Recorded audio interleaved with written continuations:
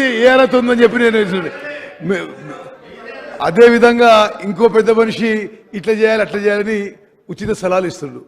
Speaker sir, వాళ్ళ నిర్వాహకం వల్ల, faulty design వల్ల, ఫాల్టీ కన్స్ట్రక్షన్ వల్ల, కరప్షన్ వల్ల, పూర్ ఓఎండ్ఎం వల్ల మేడిగడ్డ బ్యారేజ్ కొలాప్స్ స్టేజ్కి వచ్చింది. ఈ బ్యారేజ్ విషయంలో ఫైనాన్షియల్ విషయంలో కూడా విషయం చెప్పాలి మీకు. ఈ మేడిగడ్డ బ్యారేజ్ టెండరు 1800 కోట్లకు పిలువబడింది.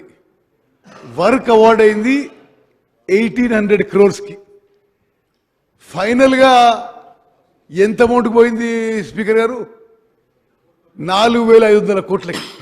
అసలు ఎప్పుడు ఎక్కడ స్వతంత్ర భారతదేశంలో గత ప్రభుత్వం చేసిన అవినీతి కరప్షన్ ఇరిగేషన్ శాఖలో ఎక్కడ జరుగుండదు. ఒక్కొక్క టెండరు అంటే మేడిగడ్డ బ్యారేజ్ ఒక ఉదాహరణగా టెండర్ కాల్ ఫార్ చేసింది 1800 crores. ఎల్ఎన్టీకి వర్క్ అవార్డ్ అయింది 1800 crores. అగ్రిమెంట్ అయింది 1800 కోట్లకి. పెంచుతూ 1000 కోట్లు పెంచుతూ పోయి ఫైనల్గా అదే వరకు అదే ఏజెన్సీకి 4500 కోట్లకి ఈ ప్రభుత్వం పని చేయించిందంటే ఎంత అవినీతి జరిగిందో ఒక్కసారి ఆలోచన చేయండి. అంటే మరి కాస్ట్లు పెంచుకుంటూ ఆ విధంగా పోవడం సరే. సభ్యులు చెప్పడానికి నేను ఆన్ రికార్డ్ విషయం చెప్తున్నా స్పీకర్ సార్. ఇండిపెండెంట్ ఇండియాలో గత ప్రభుత్వంలో ఇరిగేషన్ సెక్టర్లో జరిగిన అవినీతి ఎక్కడ ఎప్పుడు జరగపోయినని చెప్పుకుంటే మనం చేస్తున్నాం.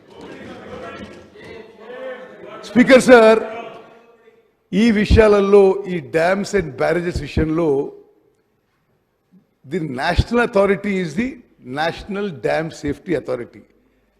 సరే, గత ప్రభుత్వంలో ఉన్న పెద్ద మనుషులు వాళ్ళే చీఫ్ డిజైనర్లు, చీఫ్ ఇంజనీర్లు, చీఫ్ కన్స్ట్రక్టర్లు అన్ని వాళ్ళే ఉండొచ్చు. కానీ దేశంలో రాజ్యాంగం ప్రకారం మాత్రం National Dam Safety Authority has been created by an act of parliament. భారతదేశంలో ఉన్న డ్యామ్స్ బ్యారేజెస్ అన్నీ మరి ప్రతి సంవత్సరం పరిశీలన చేసి అడ్వైస్ అండ్ డైరెక్షన్స్ ఇవ్వాల్సిన మరి power responsibility national Dam Safety authority ఉందని చెప్పి నేను మనం చేస్తున్నాను. ఈ national Dam Safety authority Medigadda barrage inspect చేసి ఏం రిపోర్ట్ ఇచ్చిందో యథాతథంగా మేము ఒక్క వర్డ్ అటు ఇటు మార్చలేదు అధ్యక్ష. వాళ్ళు ఏం చెప్తే అది మేము యావత్ తెలంగాణ ప్రజానీకానికి తెలియజేయాలని చెప్పి ఆ ఎన్డిఎస్ఏ రిపోర్ట్ ఒక ఎక్సెప్ట్స్ ఇందులో మేము మరి మీ ద్వారా సభ్యులందరికీ ప్రజలందరికీ తెలియజేస్తారు. The damage occurred due to a combination of issues involving planning, design, quality control and operation maintenance. చాలా స్పష్టంగా ఆ రిపోర్ట్లో మేడిగడ్డ బ్యారేజ్ ఇష్యూలో డిజైన్ కానీ, ప్లానింగ్ కానీ, క్వాలిటీ కంట్రోల్ కానీ, ఓఎండ్ఎం కానీ చాలా మరి నాసిరకం క్వాలిటీ అని చెప్పి ఎన్డిఎస్ఏ వాళ్ళ రిపోర్ట్లో లిఖితపూర్వకంగా ప్రభుత్వానికి మరి రిపోర్ట్ ఇవ్వడం జరిగింది. ఇంకో విషయం స్పీకర్ సార్, October 21 ఈ సంఘటన జరిగితే గత ప్రభుత్వం December 7 మా ప్రమాణ స్వీకారం వరకు వాళ్ళ ప్రభుత్వం ఉంది. ఏ ఒక్కరోజు కూడా మాజీ ముఖ్యమంత్రి కేసీఆర్ గారు వర్ ఆల్సో ఇరిగేషన్ మంత్రి ఉండే. October 21 నుంచి December 7 వరకు ఒక్క మాట కూడా మాట్లాడలేని చెప్పిన విషయం మరి సభ్యులందరికీ గుర్తు చేస్తున్నా. అదేవిధంగా ఇప్పుడు ఆ ఎన్డిఎస్ఏ ఏమేమి చేసిందో, ఏమేమి రాసిందో మీకు చెప్తున్నా.